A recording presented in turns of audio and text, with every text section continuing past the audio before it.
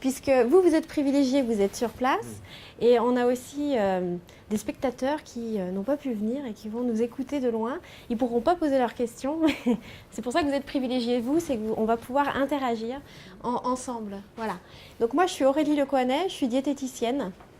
Alors, diététicienne nutritionniste, on dit les deux parce qu'on a des connaissances sur la nutrition, qui est plutôt la connaissance du corps humain avec ses pathologies, avec ses besoins physiologiques, et la diététique, c'est-à-dire cette connaissance des aliments qui permet d'associer à nos besoins des recommandations nutritionnelles et diététiques. Voilà. Donc moi, je pratique en cabinet libéral. Bonjour. Je suis installée à Avermes, également dans le Cher à Sancoins, dans une maison médicale, ce qui me permet d'avoir aussi un travail en collaboration avec d'autres professionnels de santé. Voilà. Et donc la santé, on va en parler un petit peu ensemble, mais je voudrais vous présenter la diététique un petit peu autrement que ce qu'on a l'habitude d'entendre aujourd'hui, pour prendre un petit peu notre alimentation dans sa globalité. Voilà. Je ne sais pas s'il y a des personnes qui me connaissent déjà un petit peu, j'ai des visages que je connais déjà un peu et qui connaissent parfois mon discours déjà. Je vais juste contrôler le temps parce qu'en même temps, à 15 h, vous avez une conférence sur la sophrologie. Donc voilà pour ce qui est de la diététique. Alors aujourd'hui, je vous propose de parler de l'alimentation santé parce qu'on est omnivore, donc jusque-là tout va bien, sauf qu'on a une profusion alimentaire aujourd'hui qui est quand même assez vaste. Et à côté de ça, on nous dit qu'il faudrait éviter de manger trop pour rester en bonne santé. Donc entre tous les messages diététiques qu'on peut écouter aujourd'hui et ce qu'on aimerait pouvoir manger spontanément, on est parfois dans ce qu'on appelle ce complexe-là d'ambivalence, d'ambiguïté, dans lequel on aimerait pouvoir manger plein de choses, mais on a des notions de nutrition aujourd'hui que tout le monde connaît un peu et dans lesquelles on ne se retrouve pas forcément. Donc l'idée, c'est de faire le point ensemble. Voilà. Alors, je vous ai préparé un document. Maintenant, vous pouvez m'interrompre à tout moment. On est un petit groupe, donc ça permet quand même d'interagir à chaque fois. Si vous voulez réagir, il n'y a pas de souci. Quand on parle de santé, on pense à quoi en général? La santé liée à l'alimentation? Vous pensez à quoi comme pathologie? Le diabète, Ouais, le voilà. cholestérol, Ouais, diabète, cholestérol, hypertension. Et puis les dyslipidémies, ça veut dire ça. Hypercholestérolémie, trouble aussi de la régulation des triglycérides. Voilà. Donc c'est pas parce qu'on se nourrit forcément mal qu'on va déclarer forcément une pathologie, mais il y a des facteurs de risque. C'est-à-dire qu'on sait que avec l'âge, selon si on est un homme ou une femme, selon ce qu'on mange aussi et selon notre mode de vie, on a plus de facteurs de risque. Voilà. Mais au départ, on peut avoir tous on est tous égaux quand même face à ça, sauf si on a des facteurs qui se cumulent. Voilà. Vous connaissez un peu ces pathologies, le diabète, donc c'est plutôt la pathologie qui nécessite de réguler le sucre, le cholestérol, donc c'est ce qui permet quand même de conserver une bonne santé cardiovasculaire, donc il faut favoriser du bon cholestérol et éviter le moins bon en excès, voilà. Bref, donc des choses comme ça, face auxquelles on a aujourd'hui établi des recommandations. Vous avez entendu ça? Vous avez entendu, il faut manger 5 fruits et légumes par jour. Puis il faut, parce qu'on ne donne pas trop le choix aux gens après tout. Il faut manger 5. Il ne faut pas sauter de repas. Il faut éviter de grignoter. Le petit déjeuner est le repas le plus important de la journée. Alors je vous ai fait une compile de vraies et de fausses bonnes idées en même temps. D'accord? Parce qu'il y a des choses qui prêtent à discussion. Et c'est important que vous gardiez vraiment votre esprit critique parce qu'on a des informations diététiques. Aujourd'hui, le régime santé qui est le plus reconnu et qui est le plus exploré et expérimenté, c'est bel et bien le régime équilibré en fait. Voilà. Tous les autres régimes ne font pas force de preuve dans les études aujourd'hui. Donc le discours diététique n'a pas changé. Donc je vais certainement vous dire des choses que vous avez déjà entendues. Et le tout, ça va être de comprendre, mais comment on fait, comment on s'y prend, est-ce que c'est vraiment indispensable, est-ce que je me culpabilise pas trop de ne pas y arriver, etc. D'accord ? Parce que face à des recommandations comme manger 5 fruits et légumes par jour, on connaît tous quelqu'un autour de nous ou même soi-même qui n'atteint pas forcément ces 5. Qu'est-ce que ça veut dire? Est-ce que c'est vraiment indispensable? Est-ce qu'il n'y a pas d'autres choses dans mon alimentation qui me protègent et du coup je peux lâcher un peu cette idée-là? Bref, d'accord? Donc il s'agit aussi d'une idée de comportement et de lien à l'alimentation. C'est pas que je sais faire et je fais. Vous avez des connaissances, mais ce n'est pas suffisant pour changer de comportement alimentaire. D'accord? Alors tout ça, ça peut obnubiler aussi. C'est ce qui fait qu'aujourd'hui, on a beaucoup de perturbations alimentaires. Moi, je suis spécialisée dans les troubles du comportement alimentaire. Ça veut dire quoi? Ça veut dire des gens qui n'ont plus une vie normale, qui ont une qualité de vie un peu affaiblie parce qu'ils sont dans l'omnubilation alimentaire. D'accord? Donc soit la peur de manger trop, à des extrêmes hein, bien sûr, soit des perturbations de compulsivité, c'est-à-dire des périodes où on mange beaucoup très violemment, des périodes de boulimie, soit de l'anorexie complète, c'est-à-dire une telle peur de grossir qu'il y a un amaigrissement qui est très dangereux pour la santé. D'accord? Donc en santé, en nutrition, on a les excès qui peuvent conduire à des facteurs de risque pour la santé. Et puis, en alimentation, on a aussi des facteurs de risque qui peuvent aussi aggraver un état d'amaigrissement qui n'est pas forcément très favorable non plus, quoi. D'accord? Donc, on se retrouve entre ces deux extrêmes. Et moi, je vous garantis qu'en cabinet, je vois beaucoup de personnes aussi souffrant de perturbations alimentaires, sans que ce soit des vrais troubles, parce que ce sont des gens qui conservent une vie normale, avec une vie sociale, avec une vie professionnelle, etc., mais qui ont un envahissement mental vraiment en lien à cette idée qu'il faudrait perpétuellement contrôler son alimentation. Donc les informations sont données par les diététiciens, par la nutrition. Vous avez certainement entendu ça aussi à travers la télévision, des slogans publicitaires. Mais à côté, il y a moi et ma vie et comment j'arrive à concilier les deux pour permettre que je trouve ma santé. Alors santé, ça c'est un objectif à très long terme. Hein. Quand je dis je suis en bonne santé, c'est pas toujours très facile à ressentir la bonne santé. En tout cas, ce qu'on ressent plus, c'est le bien-être. Aujourd'hui, c'est le salon du bien-être. Au quotidien, on doit se sentir bien. Et ensuite, on obtient la bonne santé à moyen et long terme. D'accord ? Chaque jour, des objectifs à court terme pour ensuite se projeter sur un objectif à long terme pour nous dans la vie. Voilà. Donc, on est un petit peu confus dans tout ça. Ce que je devrais faire, ce que j'arrive à faire. Et quand je vous dis que je rencontre des gens pulsionnels, donc qui ont des soucis de pulsion alimentaire, qui ont du mal à gérer, c'est aussi parce qu'ils culpabilisent énormément de ne pas réussir à coller à ces règles diététiques, ou au contraire de continuer dans certains excès, alors qu'en fait, certains excès, ça c'est de la vie normale aussi, on va le voir ensemble. Faire quelques excès, ça peut être tout à fait normal. Alors le poids. On parle de santé, on parle forcément du poids parce que votre médecin, il vous calcule votre indice de masse corporelle systématiquement. Il connaît votre taille, il connaît votre poids et il vous dit bing, étiquette, corpulence normale, surpoids ou obésité. Je ne sais pas si vous voyez bien, mais vous avez une zone qui est normale, donc là il vous fiche la paix tranquillement. Par contre, quand vous passez dans le surpoids, c'est-à-dire que vous avez un indice de masse corporelle supérieur à 24 ou 25, ça commence à avoir peut-être un impact. Peut-être pas à court terme, mais peut-être à moyen terme ou long terme pour votre santé. Donc c'est pour ça qu'on a un indicateur ici qui est vrai, qui est médical, mais qui est seulement médical par contre, qui n'est absolument pas esthétique par contre. D'accord ? Et quand on disait à l'époque, on disait il y a quelque temps, il faut faire 10 de moins que sa taille, en fait si on calcule son indice, non, c'est pas ça. Hein. Ça ne correspond plus du tout. Hein. D'accord ? L'indice de masse corporelle. Donc de quoi mettre un peu des étiquettes aux gens. Malgré tout, là-dessus, à prendre avec précaution parce que chacun sa corpulence, chacun son poids. Et on ne fait pas le même poids toute sa vie aussi. Hein. Donc dans ce sens-là, il est évident qu'il faut prendre la personne dans sa globalité, dans ce qu'elle a vécu, dans ce qu'elle a pu maintenir comme poids sans être restreinte. Parce que quelqu'un qui me dit j'ai maintenu 65 kilos pendant longtemps, au moins 3 ans, et par contre je faisais super gaffe, c'est peut-être pas un poids très évident à maintenir du coup, si on faisait super attention. Vous voyez ce que je veux dire ? Donc un poids de forme, c'est vraiment un poids pour lequel notre corps est un peu programmé et où effectivement on sent qu'on a une bonne régulation. Mon alimentation me convient et ça me permet de maintenir un poids qu'il faut pouvoir accepter à ce moment-là. On n'est pas toujours d'accord avec ce que l'organisme nous permet de maintenir, mais en tout cas, un poids de forme, c'est ça. C'est un poids qu'on a fait durablement sans être sans arrêt en train de contrôler et de restreindre. D'accord ? Voilà. On ne fait pas le même poids toute sa vie, ça c'est sûr. Par contre, il y a quand même 20% des femmes là, qui ont une corpulence normale. Je parle des femmes, mais les hommes commencent à prendre tendance aussi à culpabiliser beaucoup de quelques kilos de trop. Mais il y a beaucoup de femmes qui n'ont pas besoin de faire de régime et qui en font pourtant un dans les 2 dernières années de l'étude qu'on a faite.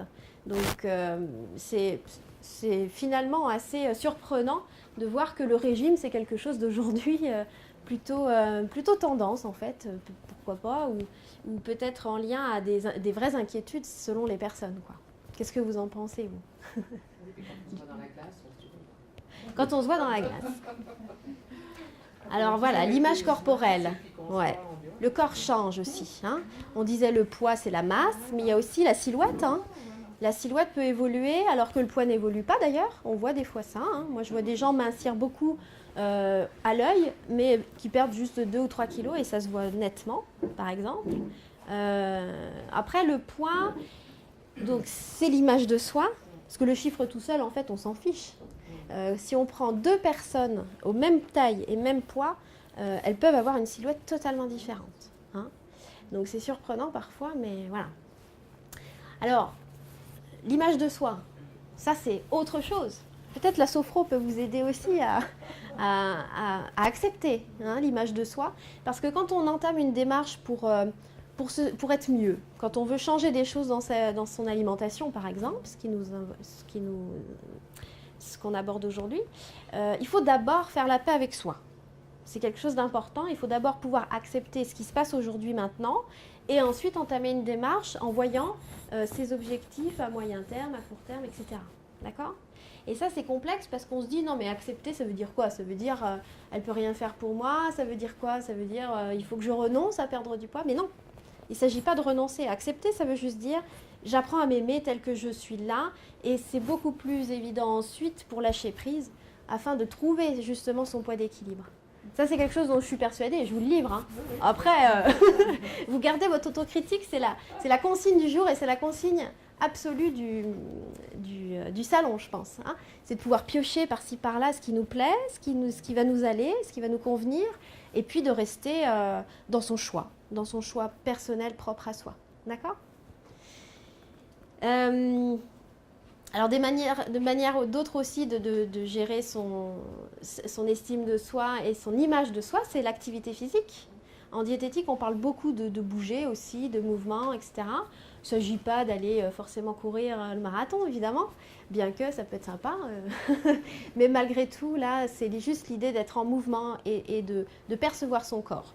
Et en diététique, s'il y a bien une chose qu'on a eu du mal à prendre conscience, c'est qu'aujourd'hui, on demande aux gens de sentir ce qu'ils mangent et d'arrêter de juste les penser.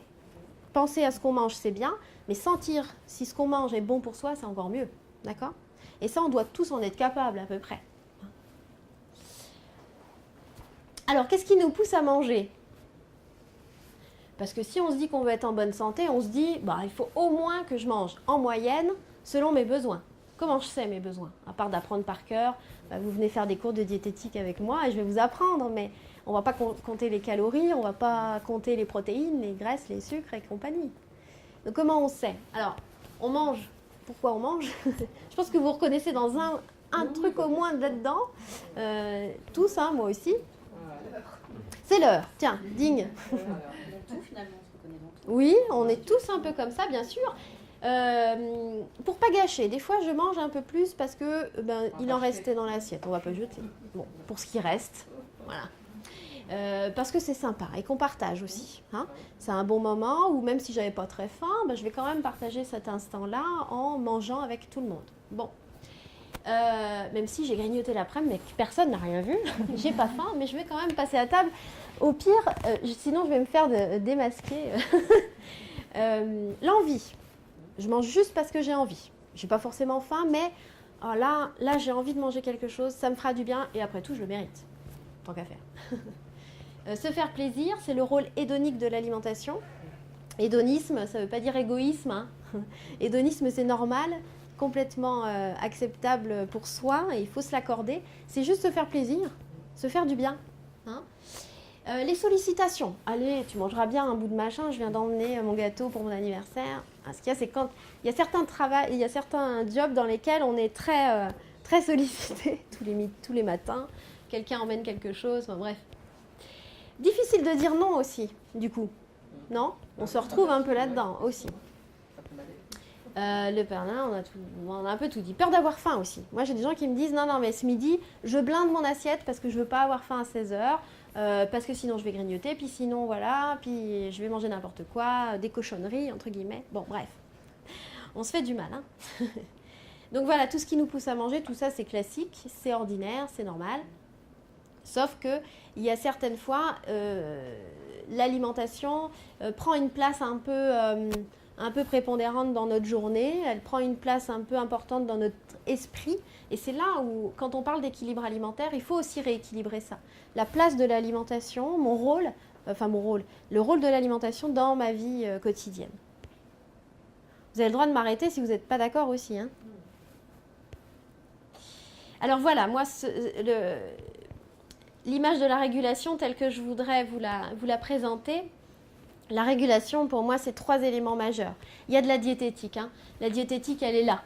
Elle est là dans le choix de la qualité de ce qu'on mange. Évidemment, on va essayer de regarder un peu, d'avoir de tout, de s'accorder, de manger des choses agréables et plutôt grasses et sucrées, mais aussi des choses moins riches parce qu'on a aussi envie parfois de légumes et de fruits, quoi. On est omnivore, nos envies sont là aussi pour nous guider dans notre diversité.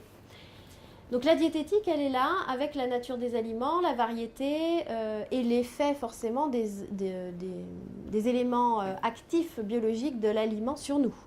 On est d'accord, vous savez qu'une protéine, ça construit notre squelette, qu'un calcium aussi, que le glucide, le sucre, ça donne de l'énergie, etc. D'accord ? La régulation en calories. Alors là, vous allez me dire, mais comment je fais pour savoir que j'ai mangé suffisamment de calories ? Calories, vous savez ce que c'est ? Ouais.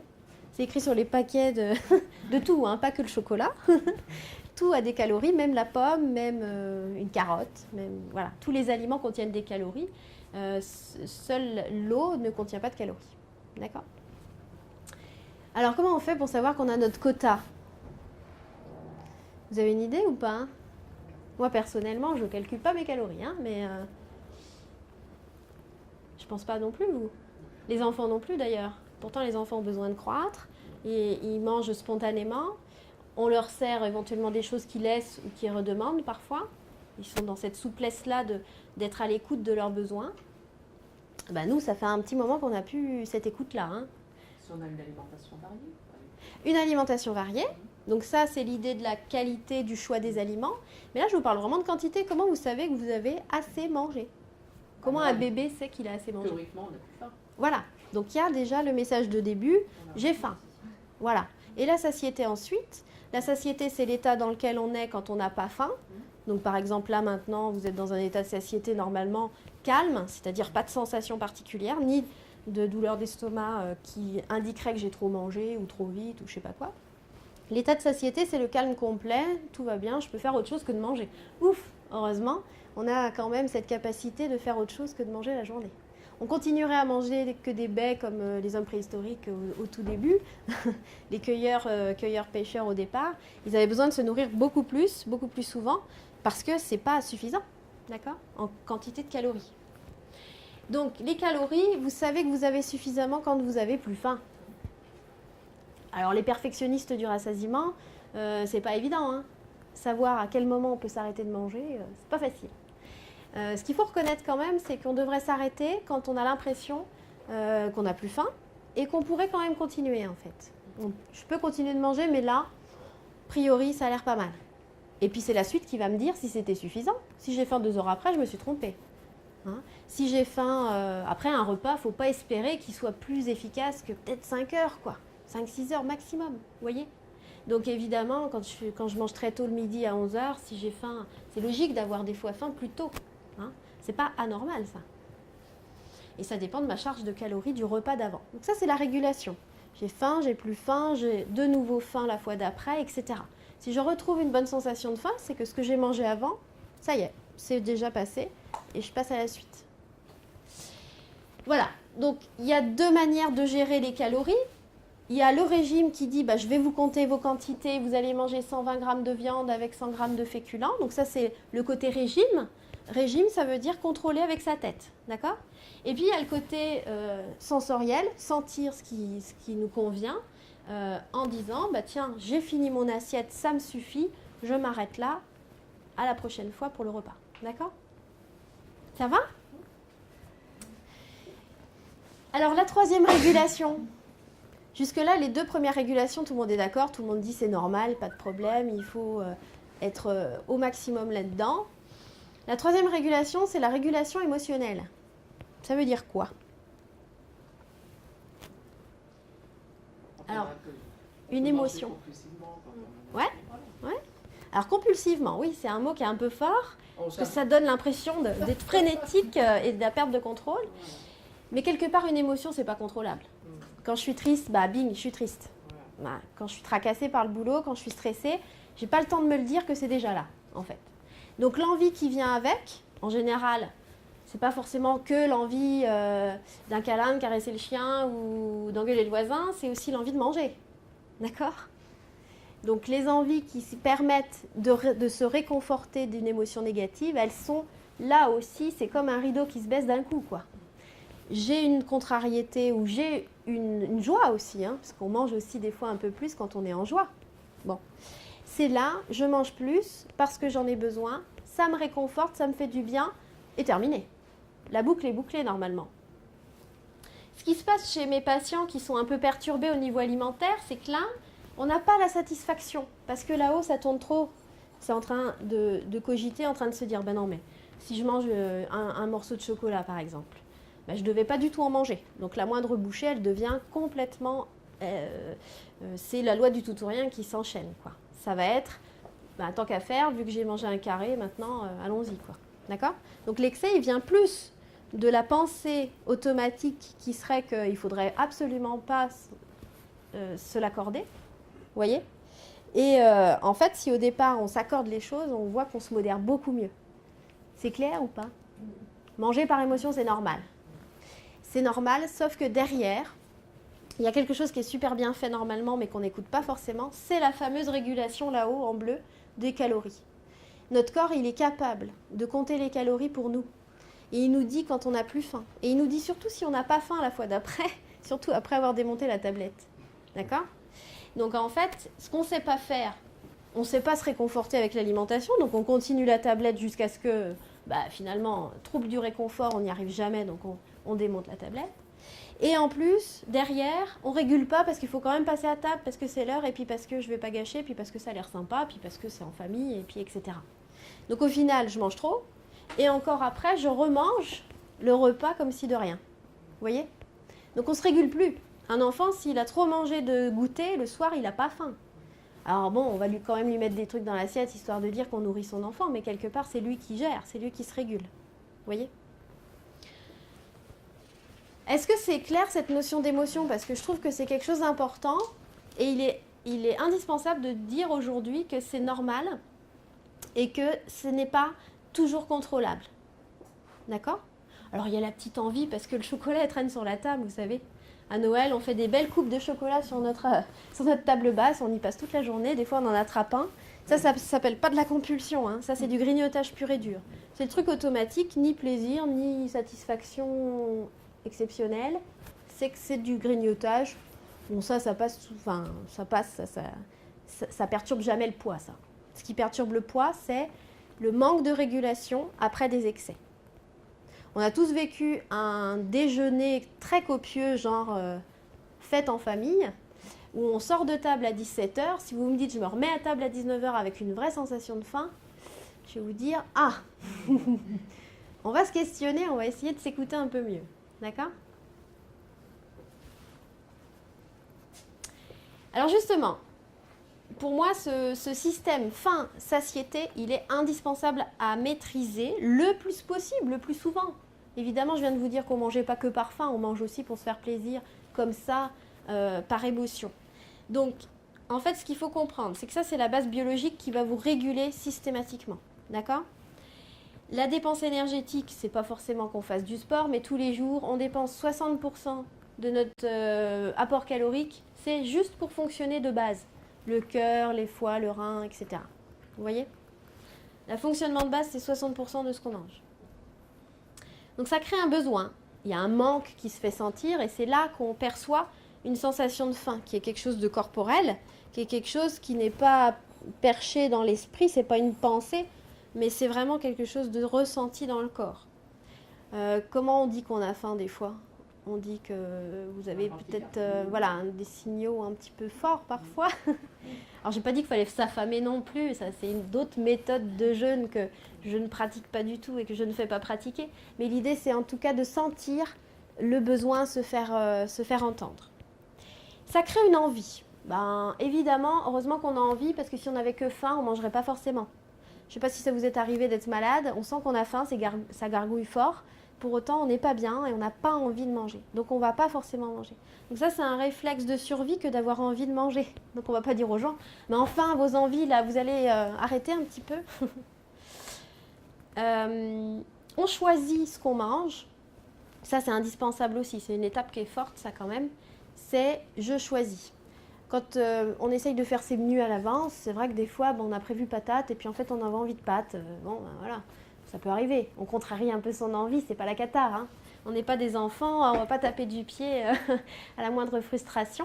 Mais malgré tout, choisir quelque chose qui va vraiment aller dans le sens de ce qu'on souhaite, c'est important le plus possible. On mange, donc c'est la prise alimentaire au cours du repas ou une collation, d'accord ? Tout ce qui se mange en situation de faim, c'est soit un repas, soit une collation.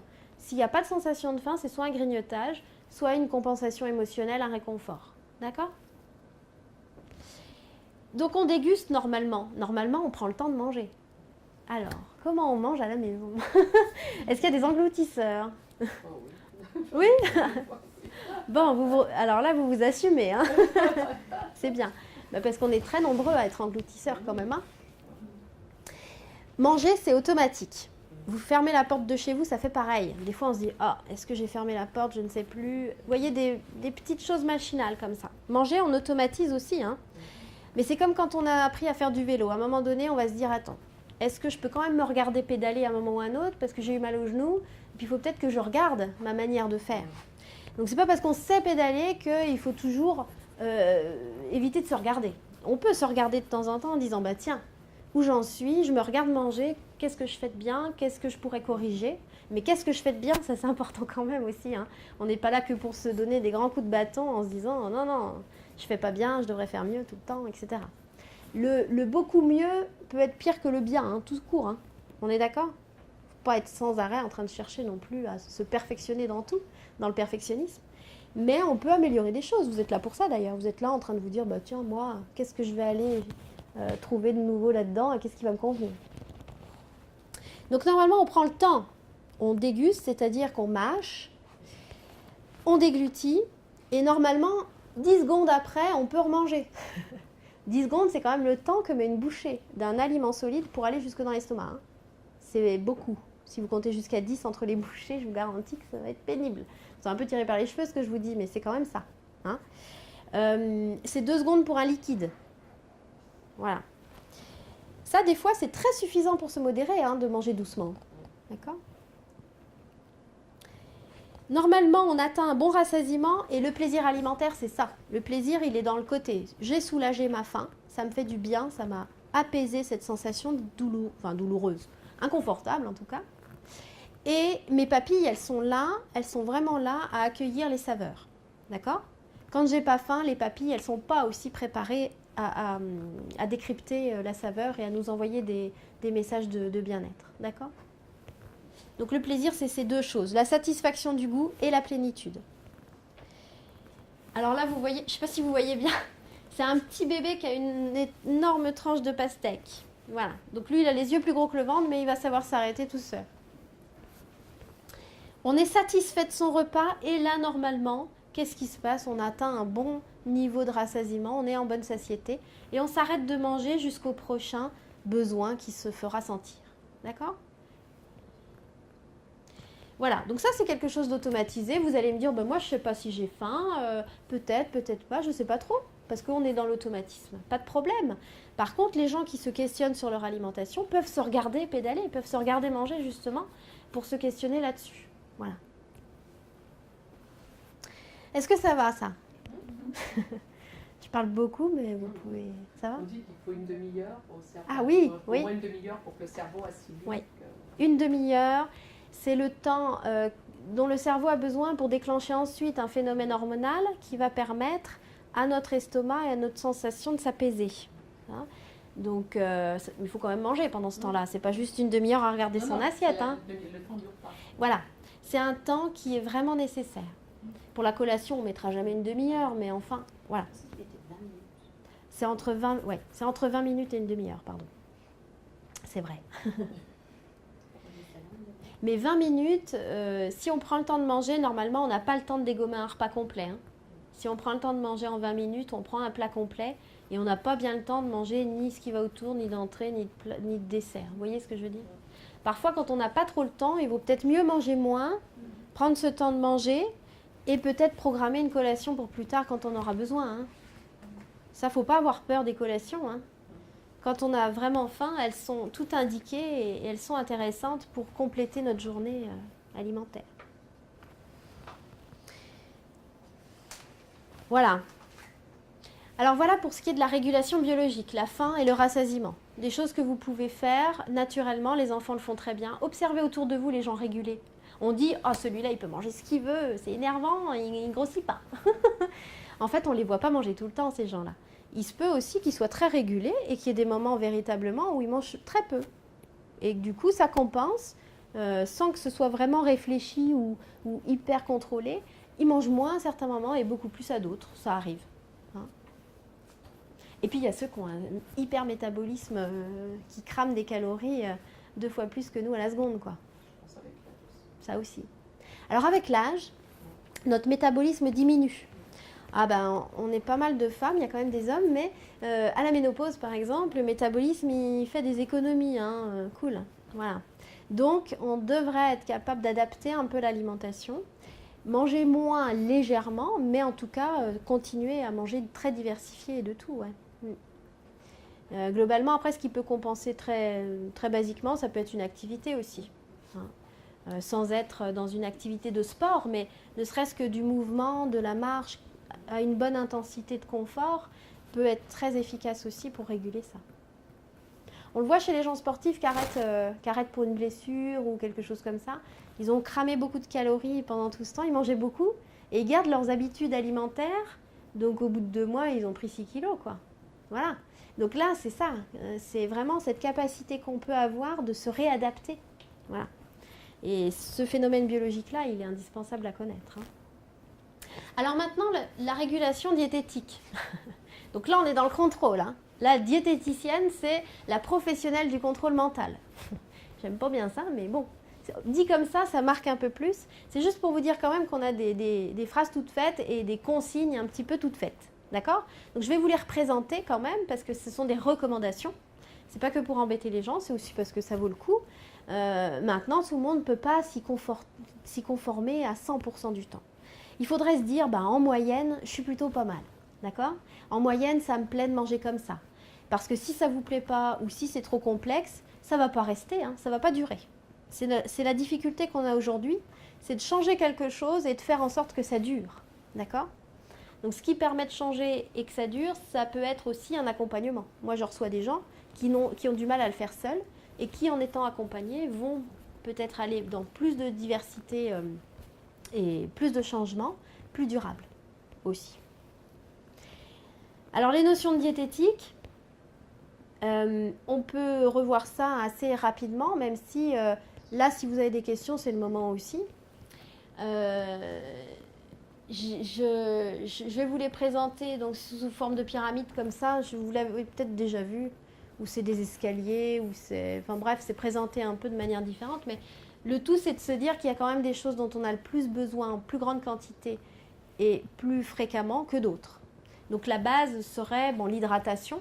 On perd 3 litres de flotte tous les jours, hein, tout le monde à peu près, entre toute la respiration, la transpiration, les sucs digestifs et compagnie. Donc il faut compenser ça. Et l'hydratation, on n'est pas super bien régulé. Autant la faim, je vous dis ça, c'est top. La faim, le rassasiement, mais autant l'hydratation, c'est moyen, quoi. Le pain, féculent et légumes secs, c'est tout dans la même catégorie alimentaire parce que ça apporte les mêmes choses, hein. C'est des glucides lents, c'est de l'amidon. Donc ça, c'est le carburant par contre, hein. C'est 50% de notre besoin énergétique, d'accord? Donc quand on dit voilà, je ne vais pas manger trop de pâtes parce que je fais attention à mon poids et puis que j'ai un peu de... des fois on dit aux diabétiques qu'il faudrait moins manger de féculents. Au contraire, il faut en manger régulièrement, mais dans des mesures par contre un peu plus spécifiques pour les personnes malades, quoi. J'aurais une question sur cette ligne-là. Qu'est-ce que vous pensez du gluten? Alors le gluten, c'est une protéine. C'est une protéine qui est contenue dans ces céréales, Oui. le pain, le blé, l'orge, l'avoine. D'accord ? Et vous en pensez quoi? Il faut faire l'éviction de ça? Il y a certains régimes Alors, qui il y a des régimes qui préconisent les évictions. Alors, c'est surtout en cas d'intolérance. D'accord ? Donc là, dans ce cas-là, il faut faire l'éviction totale. Et là, c'est des gens que j'accompagne aussi dans la lecture des étiquettes, etc. Donc là, c'est quand même très spécifique. C'est une pathologie. D'accord ? Il paraît que ça encrasse l'organisme. Alors, par contre, il y a des théories autour de ça. Hein.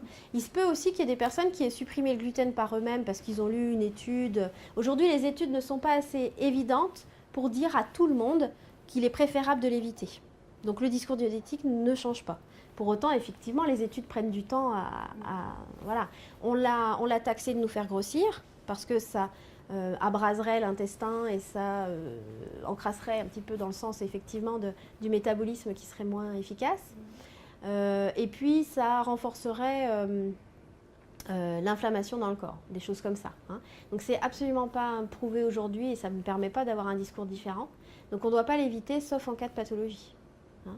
S'il y a une prescription médicale de l'éviction, évidemment. Ouais. Ah oui, oui. Et après, c'est sérieux. Hein. On entend beaucoup parler de l'inflammation que ça peut avoir dans le corps, justement. Ouais. Non, côté inflammatoire, non. Par contre, ce qui est clair, c'est que vous pouvez avoir dans le gluten un élément, enfin c'est pas le gluten directement, mais les aliments qui contiennent du gluten contiennent aussi d'autres choses comme certains sucres qui peuvent fermenter dans l'intestin. Donc on a aussi certaines personnes où on dit faites gaffe quand même au blé et au pain parce que ça fermente dans l'intestin et ça crée des inconforts. Mais en aucun cas on supprime totalement. Parce qu'en fait si vous supprimez complètement, au bout d'un certain temps vous pouvez devenir intolérant du coup. Donc, il faut quand même faire attention à ne pas supprimer. Se faire après, au fur et à mesure. Moi, là, voilà. Je fais un régime sans lactose. Sans lactose, sans gluten. Ouais. Et vous y trouvez un confort. Vous avez trouvé quelque chose de bien-être dans cette... Pour le moment, ce n'est pas inconfortable de faire ce régime-là. Ouais. C'est pas trop difficile non plus, trop contraignant. Il y a des choses de substitution avec d'autres farines. Alors, voilà. Et je voulais venir justement après avec les produits laitiers pour savoir quel était votre point de vue sur le lactose et la caséine, entre autres. Est-ce que ça aussi, ça peut être inflammatoire dans le corps? Ouais, on va y venir après alors. Ouais. Alors, quand on choisit de faire ce type de régime d'éviction, donc on enlève complètement des aliments qui contiennent certains agents actifs qu'on veut éviter. Il faut absolument déjà, premièrement, savoir pourquoi on le fait. Qu'est-ce qu'on souhaite obtenir et qu'est-ce que ça va changer dans ma vie. C'est-à-dire, qu'est-ce que ça va engendrer comme pénibilité, de trouver des substituts, etc. Donc, il faut aussi mettre en balance tout ce que ça va m'interdire aussi et tout ce que ça va me permettre d'obtenir comme bien-être. Donc après, le choix, ça c'est un choix de chacun. Moi, ça, on le décide peut-être entre mes patients et moi-même en tête-à-tête, quoi. Si quelqu'un veut essayer quelque chose comme ça, je peux l'accompagner. Par contre, il est clair que ça ne va pas être une recommandation de ma part. Hein. Pour autant, on peut faire des tests parce qu'effectivement, s'il y a un meilleur confort. Après, il faut faire gaffe parce que dans l'alimentation, on fait des liens qui n'en sont parfois pas. Mais il y a un tel effet, après ça c'est très discutable, hein, je l'entends bien. Il y a un tel effet placebo et nocebo. Nocebo, ça veut dire que si je suis persuadée que je viens d'avaler un truc qui va me rendre malade, je vais me rendre malade. D'accord ? Et il y a un effet placebo, c'est-à-dire quand je fais quelque chose et que je suis persuadée que ça me fait du bien, je me sens mieux. Donc c'est complexe en fait, c'est hyper complexe. Après, si la personne fait un lien, que ça lui change la vie et puis que ça fait du bien, moi je dirais, voilà, pourquoi pas. Par contre, à côté, il ne faut pas supprimer les féculents. Il y a plein d'autres féculents qu'on peut manger, le quinoa, le riz, des choses comme ça, le sarrasin et tout ça. Des céréales très sympas d'ailleurs qu'on a oubliées. Mais à côté de ça, voilà, il faut avoir vraiment pesé les choses de manière à ce que ce ne soit pas trop de contraintes ou trop de désociabilisation ou trop de... Voilà, c'est là où je trouve que ça peut être un petit peu mauvais en termes de partage et en termes de besoins. C'est-à-dire que, voilà, trouver les bons substituts qui contiennent les bonnes choses qui permettent de compléter. Mais un régime sans gluten, c'est assez simple à suivre, sauf les personnes qui sont véritablement intolérantes, où là, il faut avoir une éviction très très nette, même des traces de gluten, quoi. Donc voilà. Donc, désolée, mais mon discours ne change pas encore. C'est-à-dire qu'on attend d'avoir des études à très haut niveau de preuve avant de pouvoir changer un discours qui est retransmis en plus en direct. Vous voyez le genre. Est-ce qu'un nutritionniste a la possibilité de prescrire des ordonnances pour savoir si on est Oui, allergique à tel? bien sûr, oui. Alors, c'est un allergologue qui va le faire, surtout. Un nutritionniste... Alors, un nutritionniste... Non, moi non. Ah, d'accord. Non, c'est les médecins. Moi, je ne suis pas médecin. Et ce sont les... Alors, soit les nutritionnistes endocrinologues, en général, ils sont endocrinologues, vous savez, ils gèrent les problèmes d'hormones, les problèmes donc, thyroïde, de pancréas, etc., avec le diabète et tout ça. Mais je ne suis pas persuadée qu'ils pratiquent comme ça. Par contre, c'est l'allergologue. Il peut vous envoyer voir un allergologue ou votre médecin traitant directement peut aussi vous demander d'aller faire un bilan. Et puis souvent, c'est les gastros qui demandent des bilans. Eux, ils en prescrivent aussi des bilans d'allergo. Voilà. Ça vaut le coup parfois de faire un petit bilan si vous avez des doutes, mais il faut que le médecin soit en accord avec ça. Les légumes et les fruits. Alors, ça, on a dit 5 par jour. Vous avez vu les féculents, pardon, c'est à chaque repas. Voilà. Donc après, pain, féculent, en bon équilibre les deux, histoire, si je suis très gros mangeur de pain, je mange peut-être un peu moins de féculents en termes d'équilibre calorique. Les légumes et les fruits, 5 par jour. Quand on dit 5, en fait, ça veut dire 5 portions. Hein. Quand on demande 5 petits pois aux enfants, est-ce que ça marche? Ils disent tous oui, super, j'ai mes 5 fruits et légumes. Impeccable. Non, c'est 5 portions. Alors les portions, moi j'aime bien le repère canadien qui dit qu'il y a des portions en fonction de sa main. Alors ça ne veut pas dire que c'est exactement vos besoins, hein, méfions-nous. Hein. Il faut que ça corresponde à notre appétit, à notre sensation de faim. Mais on dit que la viande, c'est à peu près la paume de la main. Le féculent, c'est à peu près le poing d'une main, mais pour quelqu'un qui a une activité modérée. Hein. Après, plus on fait d'activité physique, et plus il faut augmenter toutes ces quantités, évidemment. Et puis les légumes, ça serait les 2 mains jointes. Et le fruit, 1 poing. Voilà. Donc ça, c'est amusant à se rappeler parce que ça parle bien des fois quand on veut regarder un peu ce qu'on mange. Voilà. Donc les fruits et légumes, c'est 5, alors que ce soit frais, surgelé, conserve, on fait ce qu'on veut. Seulement la conserve va être plus riche en sel s'il y en a qui sont un peu sensibles au sel dans certaines pathologies ou avec certains médicaments. Voilà. Donc sur les 5, on essaye de faire un panachage. On ne mange pas 5 fruits ou que 5 légumes. On essaye de faire un mix des deux, 2 fruits, 3 fruits et puis le complément en légumes. C'était à peu près ce que vous aviez perçu comme info, ça? Ça passe maintenant, cette info? Parce qu'avant, on disait « Ah, j'ai ma soupe avec 5 légumes, impeccable. J'ai mon bol, il y a 5 légumes dedans différents, c'est top. » Laitage. Alors justement, voilà. Ben là aussi, malheureusement, j'ai pas une grosse nouveauté à vous annoncer. On conseille toujours 3 produits laitiers par jour. 3, hein, là c'est écrit 4. 4, c'est pour les enfants et les personnes de plus de 75 ans. Enfin, même à partir de 55 ans, on pourrait consommer 4 produits laitiers. Hein. Donc après, là, pareil, hein, il y a des pathologies qui nécessitent d'éviter le lactose particulièrement. Il y a des personnes qui ne le tolèrent pas. Donc dans ce cas-là, c'est facile. Hein, on ne boit pas de lait. Ou on peut même le faire cuire, il est mieux toléré. D'accord ? Après, dans le lait, il y a plein d'autres choses qui sont décriées aujourd'hui. Il y a la protéine, donc la caséine, qui aura un effet pro-inflammatoire. C'est avec de très gros guillemets, hein. Mais là aussi, on a remarqué que chez certaines personnes qui avaient des grosses inflammations au niveau des pathologies inflammatoires, rhumatismales, etc., si c'est des trop gros consommateurs de lait, il faut qu'ils réduisent, évidemment. Par contre, 3 produits laitiers par jour ne sont pas contre-indiqués, même dans des épisodes inflammatoires. Voilà. Après, je sais qu'il y a des médecins qui pratiquent comme ça en demandant l'éviction complète. Ouais, je le sais. Et des ostéos. Alors là, les ostéos, moi je travaille avec plein d'ostéos et ils m'ont tous dit, je ne sais pas à quelle école on a appris ça. Hein. Mais bon, c'est peut-être des ostéos qui se documentent et voilà. Alors ce qui m'ennuie dans ce discours, c'est il faut surtout pas. Moi, je vois des gens qui évitent le lactose ou qui évitent la caséine, mais pour autant, il faut savoir pourquoi on le fait. Et c'est pas juste je colle à une recommandation, quoi. C'est que j'essaye de comprendre ce que je vais obtenir. Est-ce que ça marche vraiment? Est-ce qu'on peut faire le lien vraiment? Si vous saviez un mode inflammatoire dans le corps, tout ce que ça engendre, c'est un truc de fou. Non mais c'est hyper complexe. Je préfère vous dire, là, quand on est en période pro-inflammatoire, mangez des choses qui permettent de basifier l'organisme. Donc c'est les agrumes, c'est les fruits et légumes frais, c'est des choses comme ça. D'accord? Effectivement, la surconsommation de protéines va plutôt être pro-inflammatoire. D'accord? Mais si on dit ça à n'importe qui, la personne un peu âgée qui va dire bah d'accord, j'ai compris qu'il fallait pas trop manger de laitage et pas trop de viande, là on les sèche. Hein. Donc ça va pas du tout.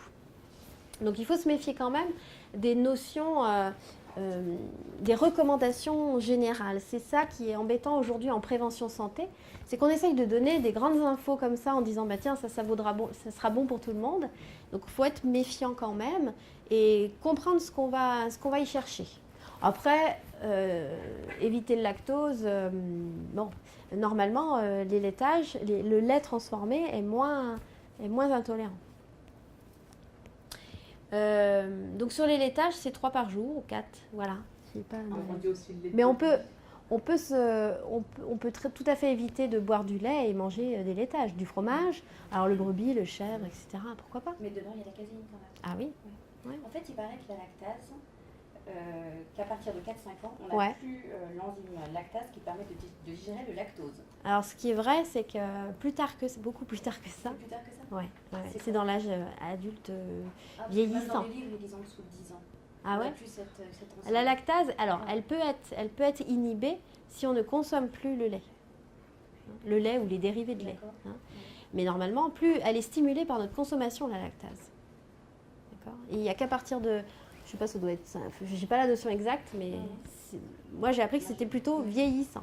L'adulte vieillissant, où là, effectivement, il y a plus de risques et du coup, donner du lait à une personne âgée, ça peut être moins bien toléré. Et dans ce cas-là, on le fait en flanc, etc. Dans les livres que j'ai pu lire, on parle que les animaux sont faits pour téter leur maman les premiers mois, voilà, comme les enfants, mais qu'après, il n'y a plus de raison de leur donner du lait. Oui, alors là, on fait un lien qui m'embête un peu parce que on est animal, d'accord, mais on est animal omnivore. Hein. Donc, c'est quand même difficile de comparer.